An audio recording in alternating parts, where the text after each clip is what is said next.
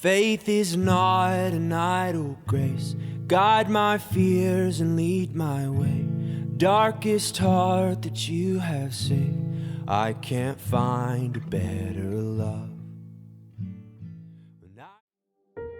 Your outcomes in life are often a lagging measure of your habits. We think the thing that needs to change is the bank account or the test score or the number on the scale, but actually the thing that needs to change are the habits that precede those outcomes. Rather than making the goal the default, the thing that you focus on almost exclusively, let's make the system the default, and then only check in on the goal occasionally to see if we're moving in the right direction.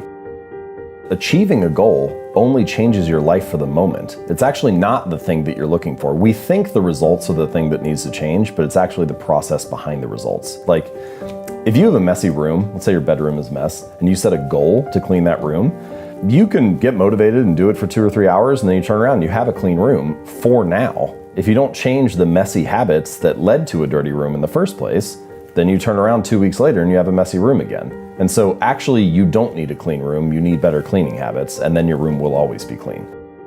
You don't need to lose weight, you need better eating habits, and then your weight will always be around where you want it to be. You don't need more money, you just need better financial habits, and then you'll always have enough money to manage the thing that comes up.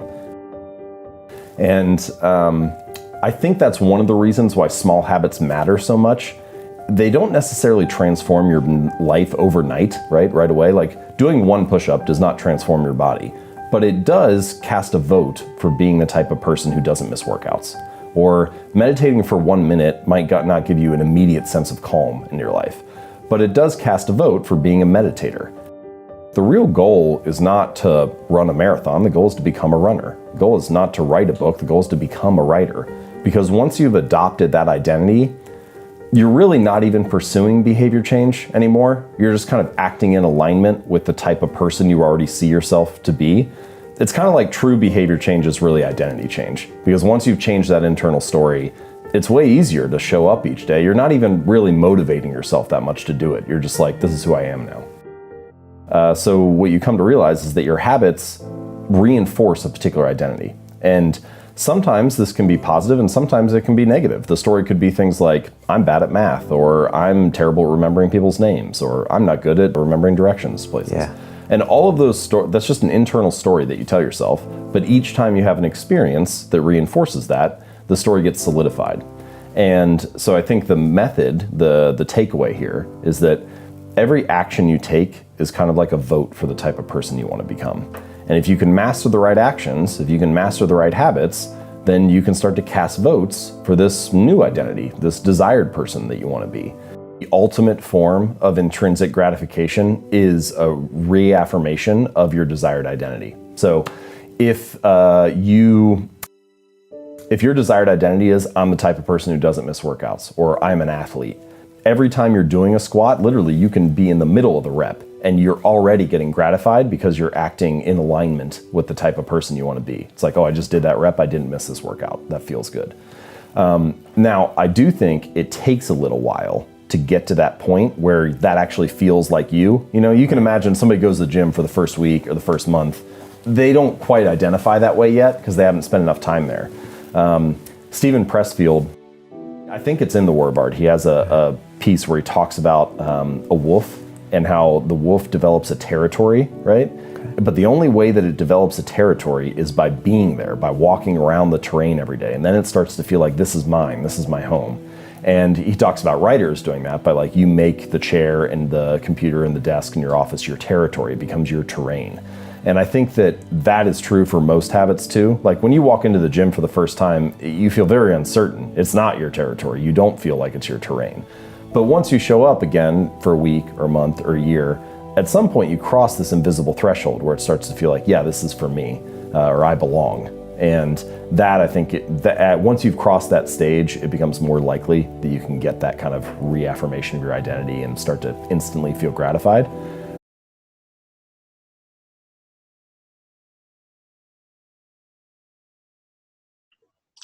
Hey, National Park Church, here with Brandon Burton.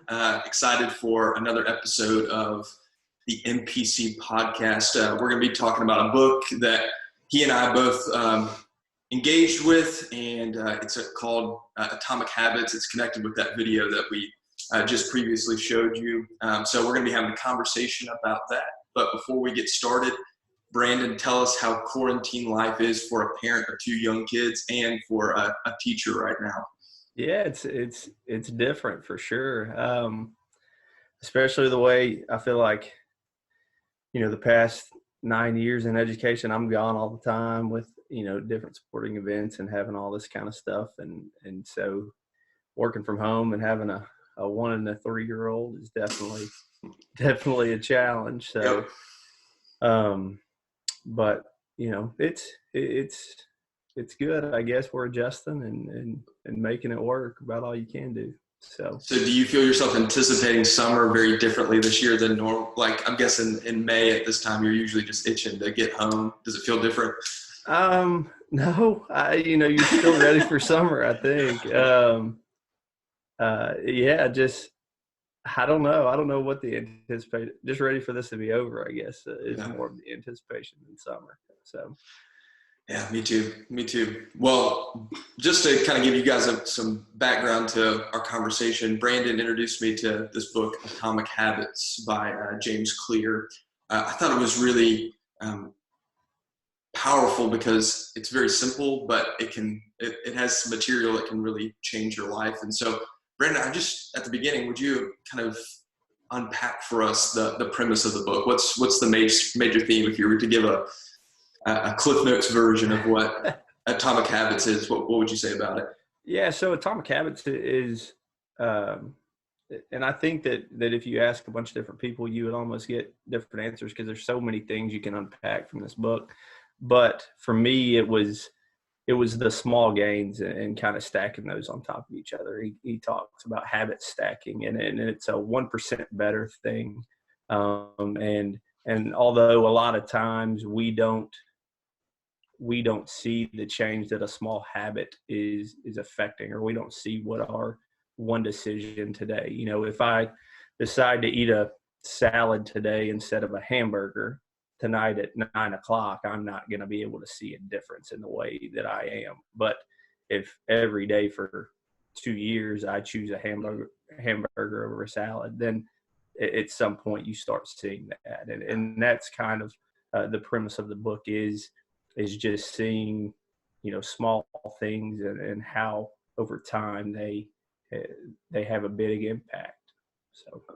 Absolutely. Do you mind kind of defining or giving some examples? You gave the hamburger and the salad, but what is a habit? How would you define that? And what's kind of his understanding of what that is? A habit it's a repeated choice. Ultimately, it's something that you're going to do on a daily basis. It's what you're going to base your decisions on, is your habits and how you are.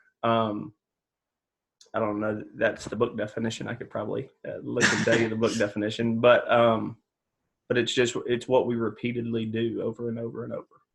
Yeah, I think to your point, that's one of the things that stuck out to me is it's never going to feel as big in the moment itself. So it's going to feel like a small thing in the moment. So one example you might give is working out. Well, the morning I'm exhausted and I don't want to get up and work out that day. Isn't going to feel like a big deal, but it kind of orients me to whether I'm going to be the kind of person who works out consistently, or is this just going to be a hit or miss type thing. The small decision, I think he says something to the effect of like, I'm depositing like something really, an affirmation that this is the kind of person that I want to become. And I think that's really helpful to think about because it's not going to always feel like a life or death decision. It's going to feel really, really small, but it's a bunch of small things that lead to a really, really positive outcome. Right. Yeah. So, go ahead. No, you go ahead. And that's what, he gets into is defining who I am and who I want to be, and then letting your habits kind of make that deposit into that person. So if I'm a runner, then every day when I wake up, if I tell myself I'm a runner, then I'm going to run in some way, shape, or form. And I'm going to make these small deposits to affirm myself that that's what I am, and just building off of what you said. I think that that's one of the biggest things in as far as the takeaway from the book that I got was making these small deposits into who I want to become and who I am and who I view myself as. Yeah. So elaborate a little bit in the video. He talks about this, the difference between saying, I want to, the example he uses is I want to run a marathon or a half marathon. What's the difference between that and saying I'm a runner, and why should the focus be on being a runner rather than doing something like a particular action? How does that frame it differently in your opinion? Right. So it is, if your goal is to run a half marathon, well, once you've run a half marathon, then what? Then what are you doing at that point? Whereas if you define yourself as a runner, running a half marathon is probably something. I'm not a runner, so I can't attest to that. But it's probably something that it just comes with it. It's one of those things that comes along with being a runner, and so it's a long term. It's looking long term instead of these short terms. And you look at, I want to read the Bible. People say that all the time. I want to read the Bible all the way through. Okay, so you've read the Bible all the way through. Now what? So it's these short-term goals that at the end of it, you're just sitting there. Now I've got to come up with another short-term goal instead of just deciding this is kind of the lifestyle that I want to live, and this is what I want to be recognized as. Yeah. No, so the actions that you decide to do, like I want to read my Bible every day, are not the end in themselves. The end is I want to be a student of Scripture, or I want to be a disciple of Jesus. And when that's the framework, then it may start, I want to read a chapter a day. And you may do that for 1 year, but the next year, because that's not the totality of who you are, you may say, I want to read a book, like an entire book of the Bible a day, because that's keeping to forming me into the kind of person who is a disciple or a student of Scripture. So I think that's really, really helpful, which transitions us into why we're talking about this. Of course, we're not going to have this just so that people don't eat hamburgers and eat salads or they work out more. It wouldn't make a ton of sense for us to do that as a church family to talk about that. But how does this apply to our spiritual lives? How did you find Clear's understanding of habits being helpful to think about being a disciple of Jesus? For me, it's looking at, so his whole thing with the habits that we make, and that we're talking about the deposits that we make. And so when we're talking about being a Christian, it's almost looking at yourself and saying, is this what a Christian would do? Is this what someone who wants to show Christ to others, is this something they should be doing? And then building off of that,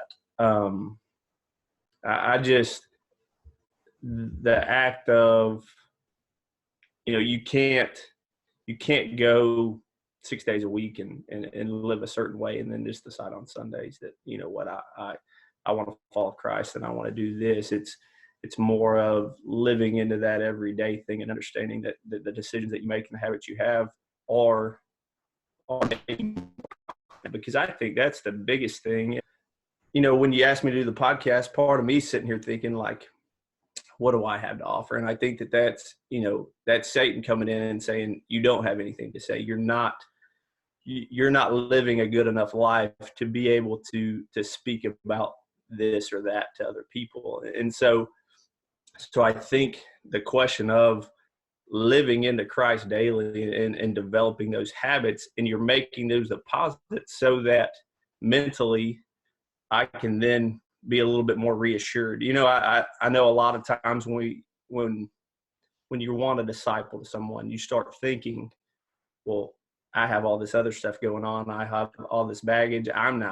I shouldn't be the one doing that. And so what this book talks about as far as making the deposits and developing these habits is now once I'm in prayer, I'm constantly seeking God. And so to me, I can be more confident for Christ. I can be more confident in that conversation and making those difficult conversations, because that's what they are. Yeah. For me, it helped me think about the small decisions, but even freed me from feeling like every time I go to church or every time I read my Bible or every time I pray, it has to be like a Moses burning bush type experience. Right. That Clear, the author of the book, talks about how, like we've already said, it's not going to feel like you're doing something extraordinary in the actual moment when you're doing it. And I think a lot of us get really discouraged because we say, man, my minister keeps saying, you got to go read your Bible. And I've done it for a week. And I'll be honest with you, 20 minutes after I read it, if you ask me what I read, I don't remember it. And so I just give up on the habit. And for him, I think it really helped that you're only going to see the really positive effects when you look 3 or 4 years down the road and you go, oh, wow, things that I thought were insignificant, I remember now that I wouldn't have remembered if I didn't have the habit of praying or reading scripture.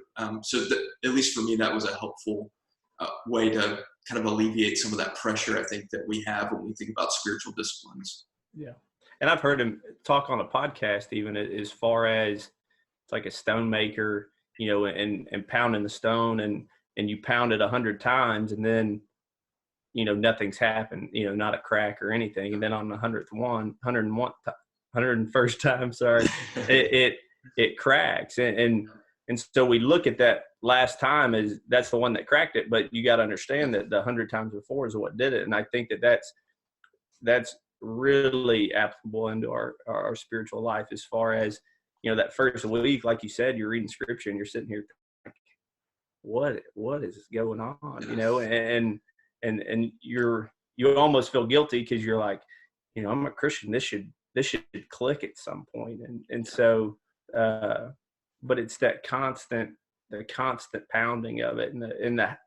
It's the building of the habit of the 1% every day that at some point it's kind of going to have that breakthrough.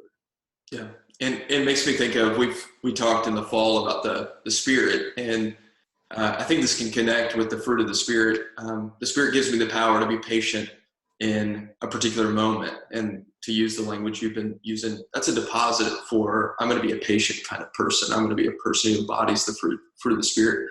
But again, I think we're so used to saying it should feel like Stephen being stoned and, oh man, he embodies the Spirit. But for most of us, it's going to be, our kids are driving us crazy, but I choose to be patient than allow my anger to mistreat them. Or in my job, I have someone I'm working with that is being kind of harsh, but I choose to be gentle because I'm making a deposit through the power of the Spirit to be that kind of person. I think being able to have eyes to see these small things are what are helping me become the larger thing that I desire to be, which is a Spirit-filled person, or as Jesus would say, his disciple. So tell me a little bit about how, why is it that we struggle to maybe get started implementing these spiritual disciplines like prayer or reading scripture or fasting or any number of things that would be categorized as spiritual disciplines? What kind of deters us from getting started, or if we do start, why do we kind of fizzle out, in your opinion, pretty quickly? I think that as people in the world that it is today, we're looking for the most effective way to do it. So instead of reading for 15 minutes, we're going to look for, well, can I pick this scripture and can I get into this devotional book and do, and we're looking for a better way to manage and instead of just starting somewhere, you know what I mean? And I think that's big, is just getting started and getting into the habit. I know he gives two really good examples in the story of that, as he talks about a professor photography class. He talks about how he had two groups. One group was going to be graded based on the quantity of pictures they took. So in 2 weeks, if you took 100 pictures, you got an A. If you took 80, you got a B, and so on and so forth. Well, then another group was going to be just based off quality. So you were trying to take 4 quality pictures for an A, 3 for a B, 2 for a C, and so on. And so what they found out is that the group that took the quantity actually ended up having better quality as well, because they were just constantly working. They were just constantly trying to perfect their craft. And so, whereas the other ones were trying to get that picture just right, and then it wasn't, so they delete it, and then they'd start instead of kind of working through the issues. They were just searching for that. And then just the other one, just as far as getting habits started, he talks about a guy who lost 100 pounds or over 100 pounds. The first 6 weeks, he only allowed himself, he would drive to his fitness center and then he would exercise for 5 minutes. So he would do half of a set of exercises. He'd turn around and go home. So he was just getting into the habit of showing up. And I think that's overlooked a lot. We're like you said, we're searching for that burning bush moment instead of just understanding the more I'm in it and the more I'm in the Word, the more I'm praying, that the more is going to happen, you know? Yeah.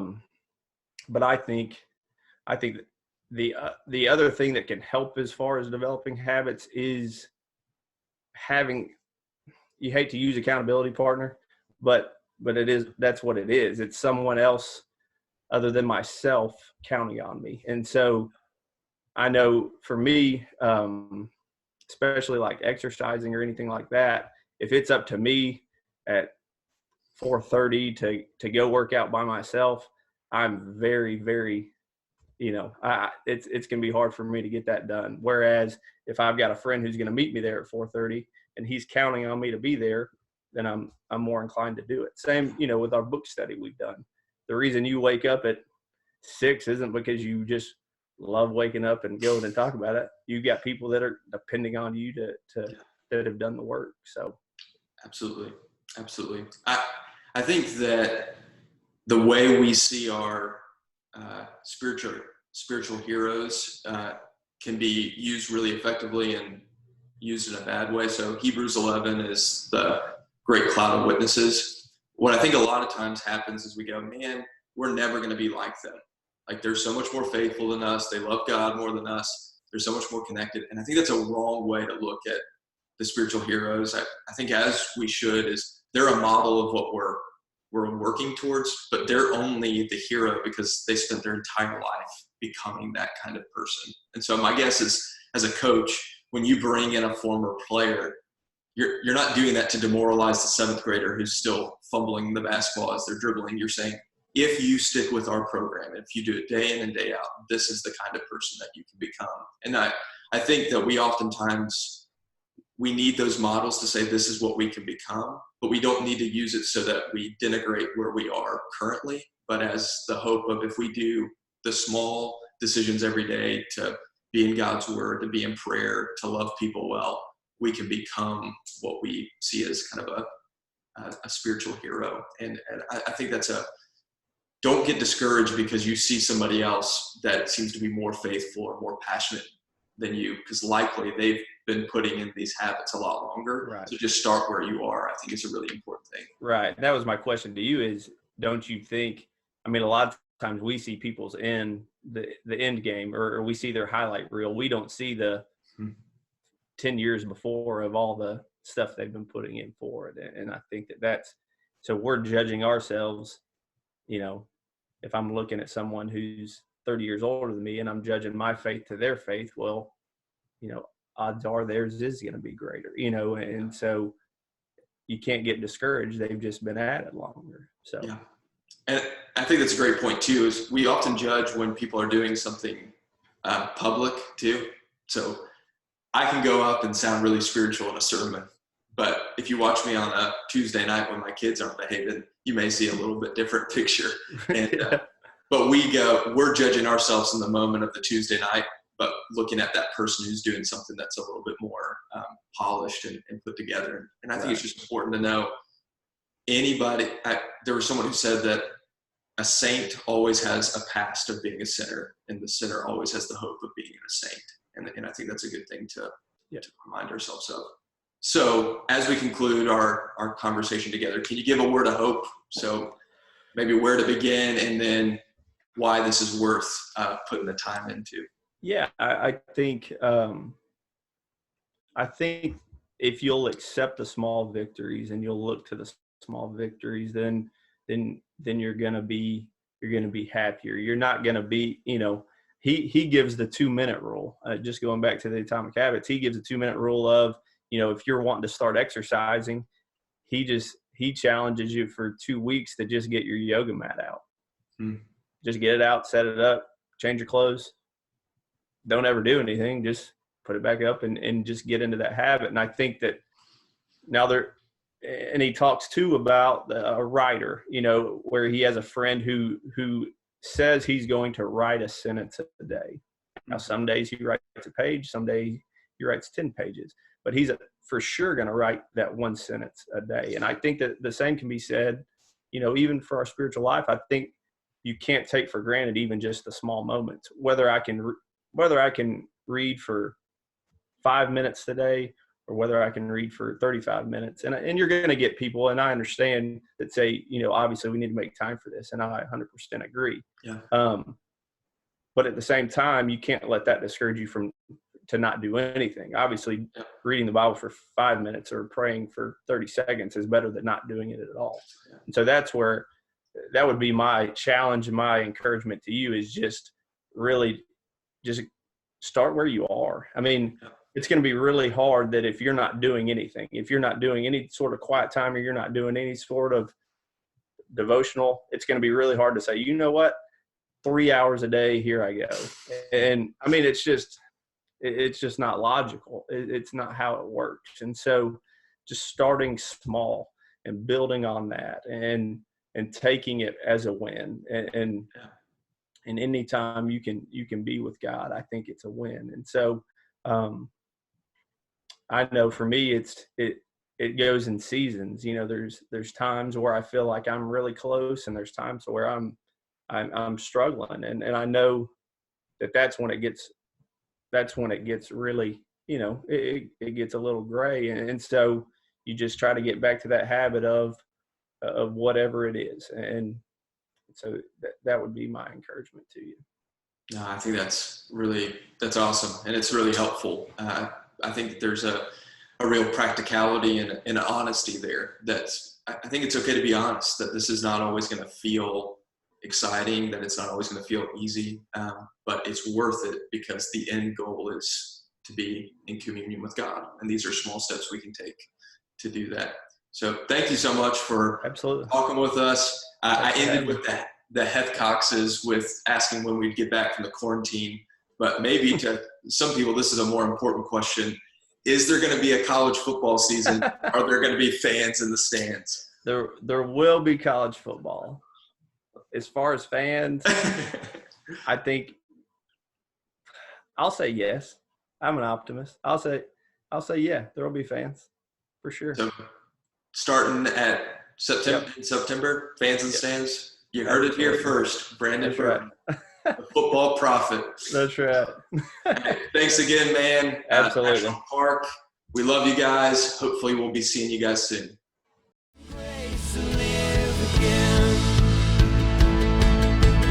Greatest gift to give a man is to give him grace to live again.